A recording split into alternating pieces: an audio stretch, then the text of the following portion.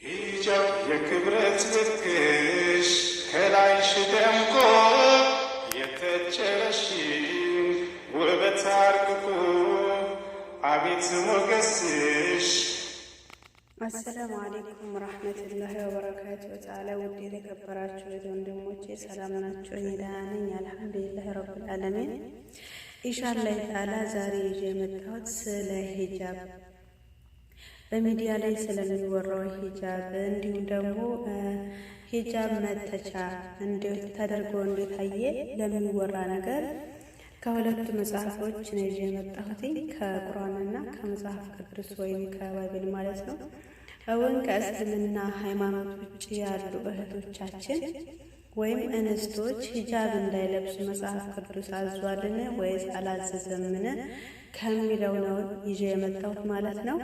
ስለዚህ አብራችሁ ይሁኑ ማለት ነው። ከተመቻችሁ አስተያየታችሁን ስጡ ማለት ነው። ቢስሚላሂ ራህማን ራሂም። መጀመሪያ ከቁርአን በአላህ ስም እጅግ አዛኝ በሆነው ጀምራለሁ። ሱረቱ አሕዛብ ምዕራፍ 33 ቁጥር 59 ላይ እንዲህ ይላል፣ አንተ ነብይ ሆይ ለሚስቶች ለሴት ልጆችም ለምእመናን ሚስቶች ከመከናነቢያቸው በላይ እንዲለቁ ነገራቸው። ይህንን እንዲታወቁና በባለጌዎች እንዳይደፈሩ ለመሆን በጣም የቀረበ ነው። አላህ መሐሪ አዛኝ ነው ይለናል አላህ ሱብሓነሁ ወተዓላ። እሱ መሐሪና አዛኝ ነው። እርግጥ ነው እንደኛ ወንጀል እንደኛ ጥፋት ቢሆንም አኖሮ የእሱ ገፉር ረሒምነቱ እንጂ ያኖረን የእኛ ወንጀል ከዕለታት አንድ ቀን እንኳን የሚያሳልፈን ነገር አይደለም ማለት ነው። ሱብሓነላህ። እሺ ወደ መጽሐፍ ቅዱስ ሄዳለሁኝ።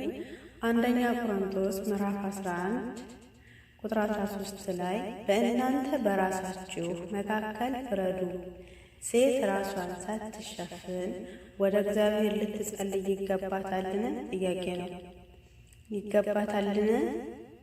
እሺ እዛው ቆሮንቶስ ላይ አሁንም ቁጥር 14 እስከ 15 ወንድ ጠጉሩን ቢያስረዝም ነውር እንደሚሆንበት፣ ሴት ግን ጠጉሯን ብታስረዝም ክብር እንዲሆንላት ተፈጥሮ እንኳን አያስተምራችሁምን? ጠጉሯ መጎናጸፊያ ሊሆን ተሰጥቷታልና ይላል መጽሐፍ ቅዱስ ማለት ነው። ስለዚህ ለሴቶች ሂጃብ መከናነቢያ እንደሚያስፈልጋቸው በመቱ ሰዓትን በሚጸልዩ ሰዓትን እንዲሁም ደግሞ የተጣጠረ ልብስ መልበስ እንደማይገባ